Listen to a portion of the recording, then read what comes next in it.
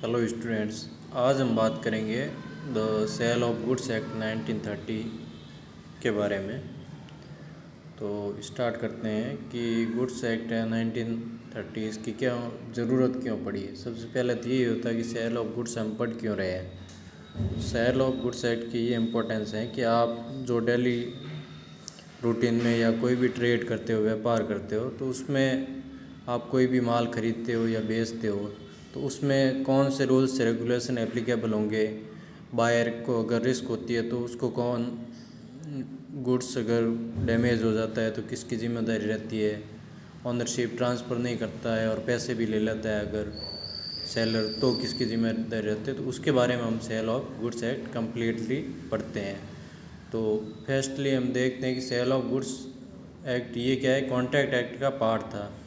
ये पहले Indian contract act 1872 का पार्ट था, बट 1930 में इसको अलग करके सेल ऑफ गुड्स एक्ट बना दिया गया था। ये फोर्स में आया था 1 जुलाई 1930 को। ये 1 जुलाई 1930 को ये लागू हो गया था सेल ऑफ गुड्स एक्ट, और उसके बाद में ये ऑल इंडिया मतलब पूरे भारत में लागू हो गया था। उस टाइम जम्मू कश्मीर में लागू नहीं हुआ था जब स्टार्टिंग में 1930 में, ठीक है।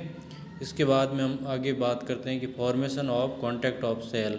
कॉन्ट्रैक्ट ऑफ सेल होता है तो उसके क्या क्या एसेंशियल एलिमेंट क्या होते हैं वो बात करते हैं। तो सबसे पहले तो एसेंशियल एलिमेंट होते हैं कॉन्ट्रैक्ट ऑफ सेल के कि उसमें दो पार्टीज़ होनी ज़रूरी है। दो पार्टीज़ कौन कौन होगी।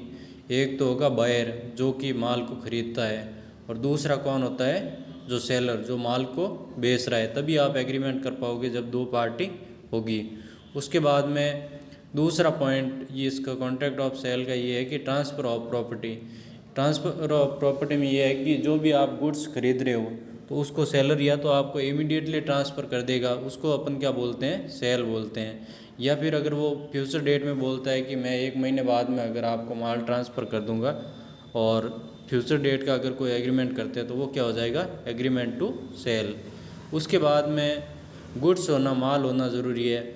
और गुड्स की जो नेचर होती है वो 3 टाइप्स के हो सकते हैं, जैसे एग्जिस्टिंग गुड्स हो सकता है, फ्यूचर गुड्स हो सकता है, या फिर कंटिजेंट गुड्स हो सकता है। तो एग्जिस्टिंग गुड्स किसको बोलेंगे हम, जो अभी एग्जिस्टेंस में है। जैसे कि अभी आपके पास में कार पड़ी है और आप उसको बेचना चाहते हो तो वो एक तरीके से क्या हो जाएगा, एग्जिस्टिंग गुड्स हो जाएगा।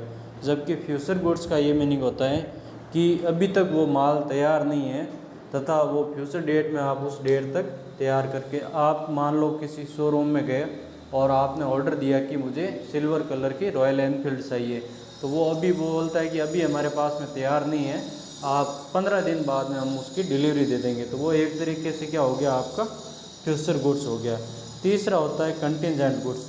कंटिजेंट गुड्स का ये मीनिंग होता है कि ये किसी इवेंट के कोलेट्रल होता है कि आप मान लो इंश्योरेंस करवाते हो, तो इंश्योरेंस क्यों करवाते हो कि आपका जो भी शॉप है उसमें मान लो कोई आगजनी, फायर वगैरह लग जाती है, तो उससे आपकी रिस्क वो है कम हो सके। रिस्क कम होने के लिए आप इंश्योरेंस करवाते हो। तो ये जो भी कंटिजेंट गुड्स होते हैं वो किस पे डिपेंड करते हैं कि ये किसी इवेंट पे डिपेंड करते हैं। जैसे मान लो कोई व्यापारी से आपने कांटेक्ट किया सेलर से, उसने बोला है कि मेरा माल मुंबई से आ रहा है इतने दिन में, अगर मुंबई से माल आ जाता है तो मैं आपको इस रेट में इस रेट में जो फर्नीचर है वो प्रोवाइड करवा दूंगा। तो ये एक तरीके से क्या हो गया, कंटिजेंट मतलब कोलेटरल टू इवेंट। इवेंट क्या है, साथ में जुड़ी हुई कि मुंबई से मेरा माल आ रहा है, अगर वो आ जाता है तो मैं आपको ये गुड्स प्रोवाइड करवा दूंगा, ठीक है। उसके बाद में नेक्स्ट जो essential of a valid contract, आप वैलिड कॉन्ट्रैक्ट करते हो उसके एसेंशियल एलिमेंट होते हैं, जैसे लॉफुल कंसिडरेशन होना चाहिए, लॉफुल ऑब्जेक्ट होना चाहिए, फ्री कंसेंट होना ज़रूरी है। तो ये सारे जो भी एसेंशियल एलिमेंट है वैलिड कॉन्ट्रैक्ट के, वो होने भी कॉन्ट्रैक्ट ऑफ सेल में क्या है, ज़रूरी है, ठीक है। उसके बाद में एक और पॉइंट वो है प्राइस।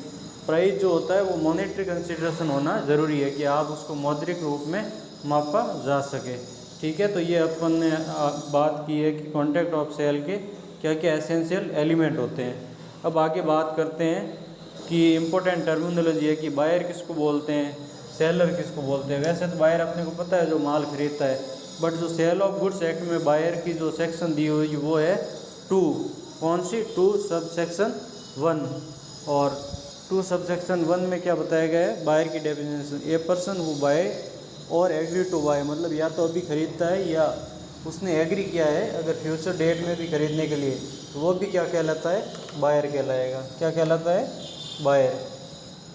ठीक है। और सेलर किसको बोलते हैं कि ए पर्सन हु सेल, मतलब या तो अभी सेल कर रहा है या फिर एग्री टू सेल गुड्स, मतलब फ्यूचर डेट में अगर वो सेल करने के लिए एग्री होता है तो भी अपन उसको क्या बोलते हैं, सेलर। जो माल को बेचता है उसको अपन क्या बोलते हैं, सेलर। इसमें एग्जाम्पल भी दिया है कि 1 जून 2021 को ये कोई व्यक्ति है, उसने ये कॉन्टैक्ट किया है कि 100 बेल्स ऑफ कॉटन, मतलब उसके पास कॉटन के जो 100 गांठें थी उनको बेचने का एग्रीमेंट करता है 1000 रुपये में। अब ये क्या हो गया, एक तरीके से ये क्या हो गया, सेलर हो गया, क्योंकि उसके पास माल पड़ा और वो बेच रहा है और बायर खरीदना चाहता है कितने रुपए में, 1000 रुपये में। तो ये क्या हो जाएगा, एक तरीके का सेलर और बायर के बीच में कॉन्ट्रैक्ट ऑफ सेल का एग्रीमेंट। ठीक है। उसके बाद हम बात करते हैं कि गुड्स की क्या डेफिनेशन होगी इसमें अपने सेल ऑफ गुड्स एक्ट में। तो अपन गुड्स किसको मानते हैं, गुड्स का मतलब ये होता है कि कोई भी मूवेबल प्रॉपर्टी हो आपके पास में, जो भी मूवेबल प्रॉपर्टी है तो उसको आप क्या मानते हो, गुड्स मानते हो। क्या मानते हो, गुड्स। बट उसमें क्या क्या शामिल नहीं होगा, जैसे एक्शनेबल क्लेम है, आपने मान लो कोर्ट में कोई वाद दायर कर रखा है और आपने बोला है कि अगर मुझे वो प्रॉपर्टी गुड्स मिल जाता है तो मैं आपको दे दूंगा, तो ये इस टाइप का आप एग्रीमेंट नहीं कर सकते हो।